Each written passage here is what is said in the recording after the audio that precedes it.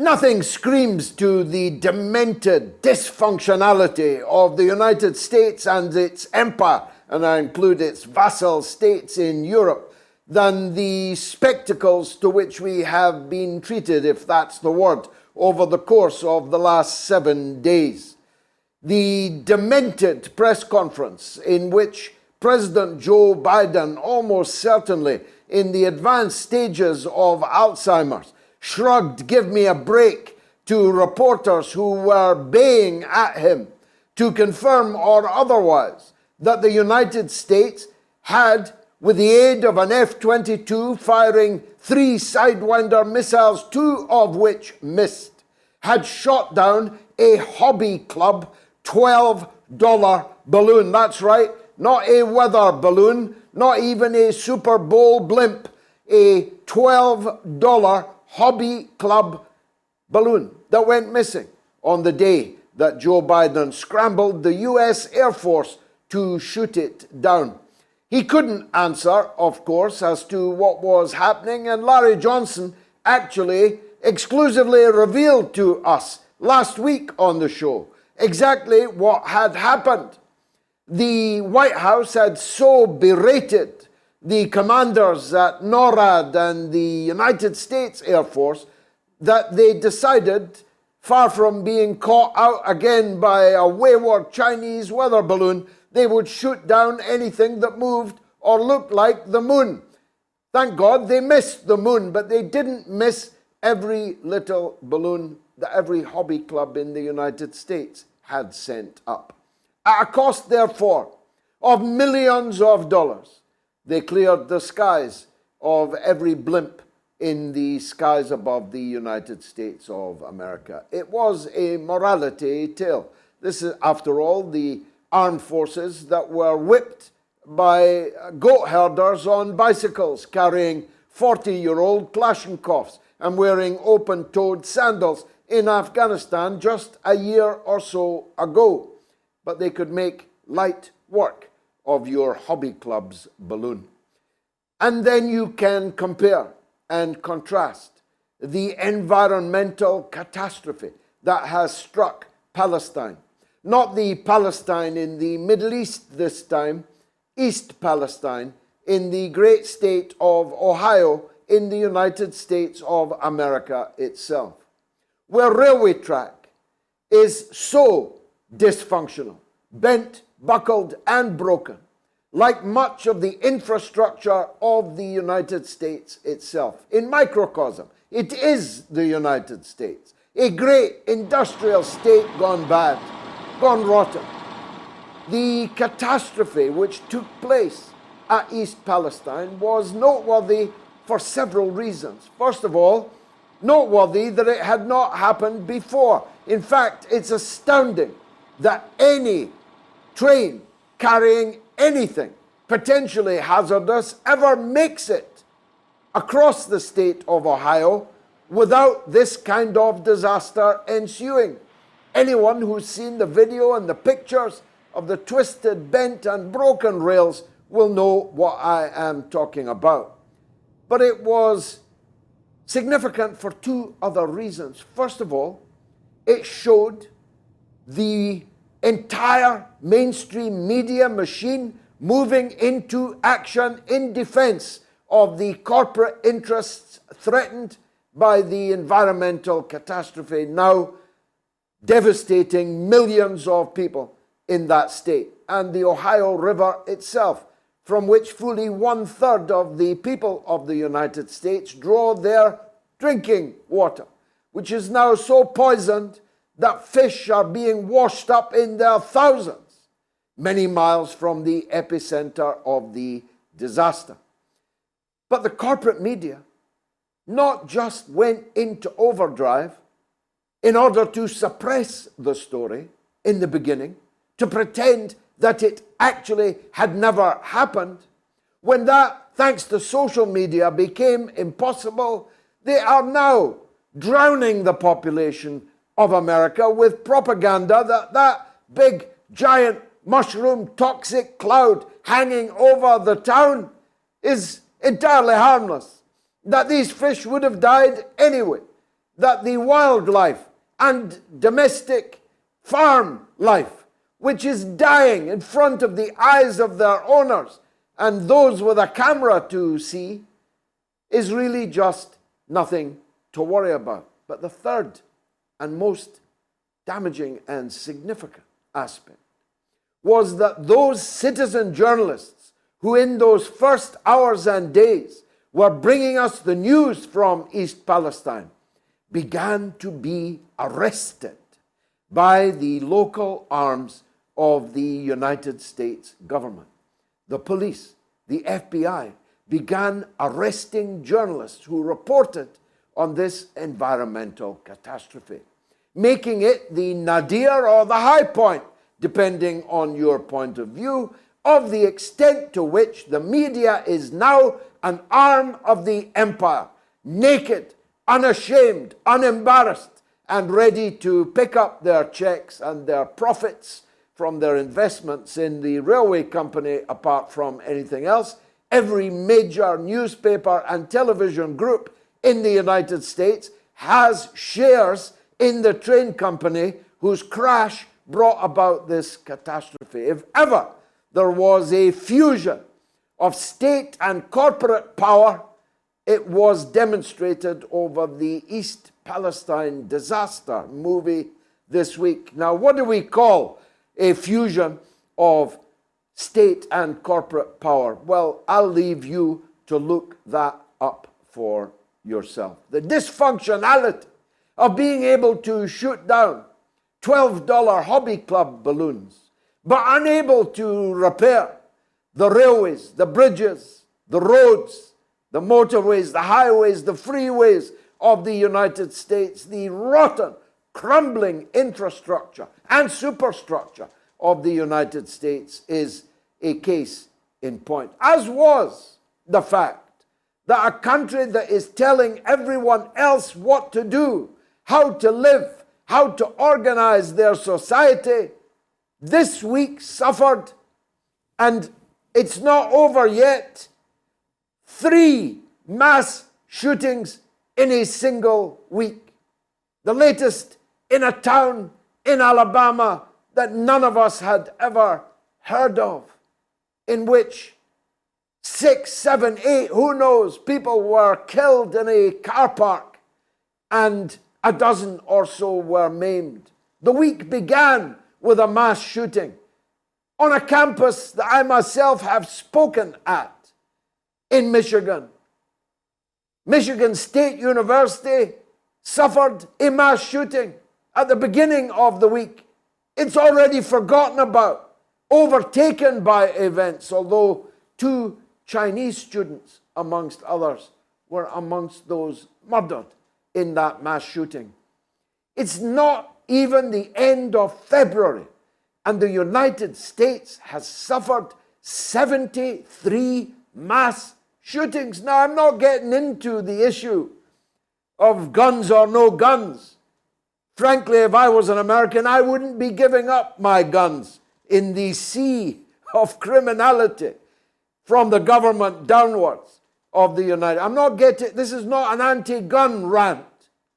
It's my point that the United States is so dysfunctional you can't go to the mall or the school or the university or the nightclub or the cinema without a very significant possibility that you will be shot down by automatic gunfire wielded by a maniac taking their cue from the maniac government of the United States, which shoots on sight everywhere else in the world. Why shouldn't the people in a shopping mall or a university campus in Michigan do the same? A state founded on the annihilation of tens of millions of the original inhabitants of the country, and then buttressed by the enslavement of hundreds of millions of Africans. Why would it be surprising that such a state was a state of such dysfunctionality? I mean them no harm. I just want them to stay at home and fix house. After all, Isn't it abundantly clear the problems that they've got? But are they doing that? No. Joe Biden, the aforementioned Alzheimer's patient, went on television this week to promise not just the $120 billion of military aid that he has given to Ukraine and that's in the pipeline to Ukraine. He went on television to say that he had given more money to Ukraine to pay for their pensions and their social security, so that, and I quote, they have something in their pocket. So he's paying for things in Ukraine that American people don't have. He's using American tax dollars to give citizens in a foreign country benefits that his own people don't have. As Jimmy Dore said, we should change our name to Ukraine, and then maybe we can enjoy some of Joe Biden's largesse.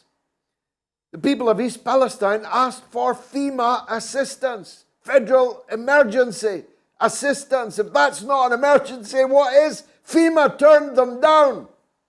If only the big guy, whoever he is, had gotten his 10%, maybe things would have been different.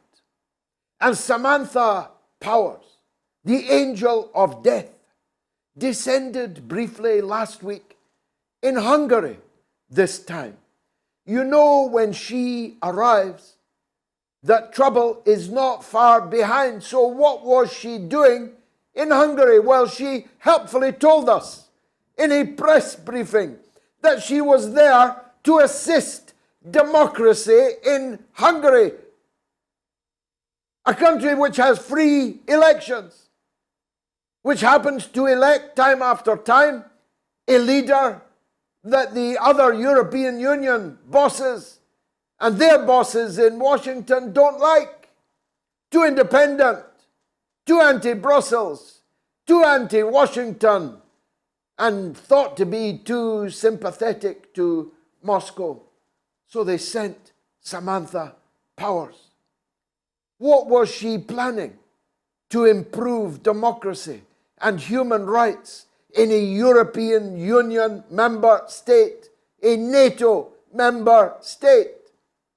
Well, again, she helpfully told us she was there to disburse money and orders to non-government organizations in Hungary. What I call Trojan horses. I say to the Hungarian people, beware Samantha Powers bearing gifts. She has no good intentions for you.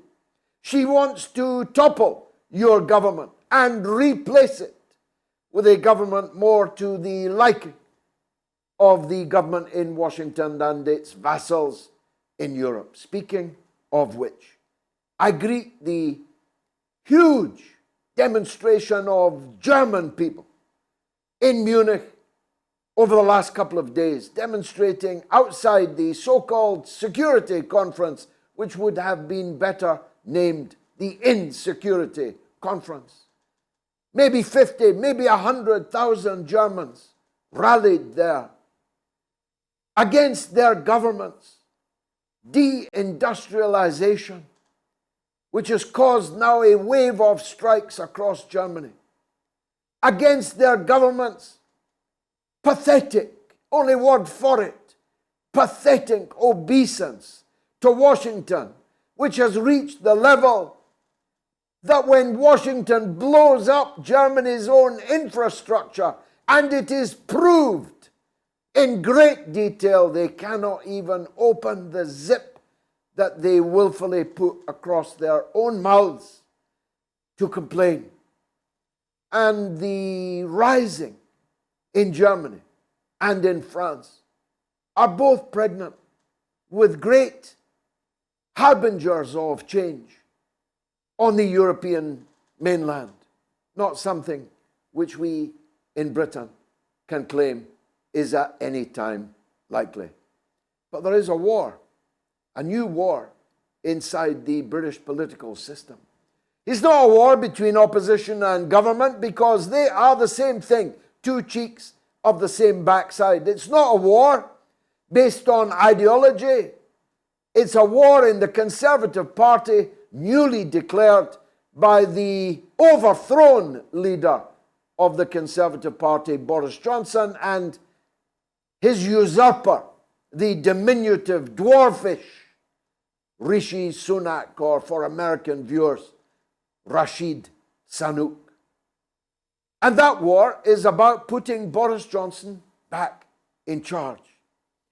Not that you could slip sixpence between the two cheeks of that particular arse, because you could not. They stand for exactly the same things, at home and abroad, just that one says jump, the other one says jump higher. Boris Johnson, on the visit of Zelensky to Parliament, demanded that Britain send its entire Royal Air Force to Zelensky and to the Ukrainian armed forces, where of course it would quickly have been extinguished like a weather balloon. It would have been burst.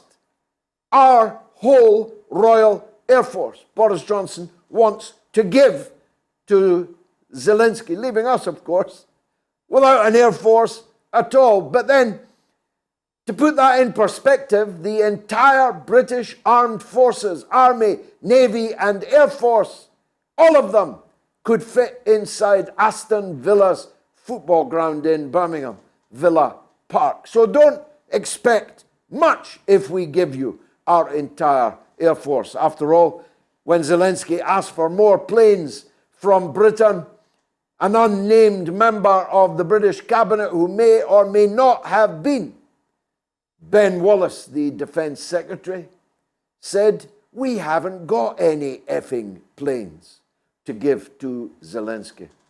Whoever it was, they were telling the truth.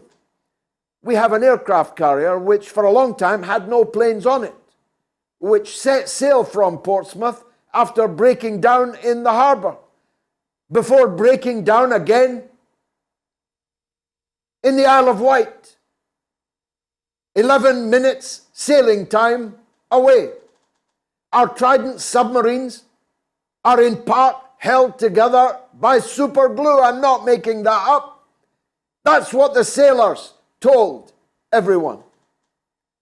Our armed forces can be sent to the South China Sea, the Straits of Taiwan, to the Pacific, to menace China. The armed forces can be sent to the Polish border to menace refugees massing in Belarusia, but they cannot, under any circumstances, stop the 65,000 people crossing the English Channel in rubber dinghies, almost all of them men, almost all of them fighting-age men, to be sent then to 3- and 4-star hotels for infinity, perhaps, at the British taxpayers' expense. We can defend everybody except ourselves. We'll defend anyone's interests except our own. That's the dysfunctionality of the vassals and the empire that the vassals serve. And I hope to adduce from my next guest some expert testimony in that regard. I'll be right back. This is the mother of all talk shows.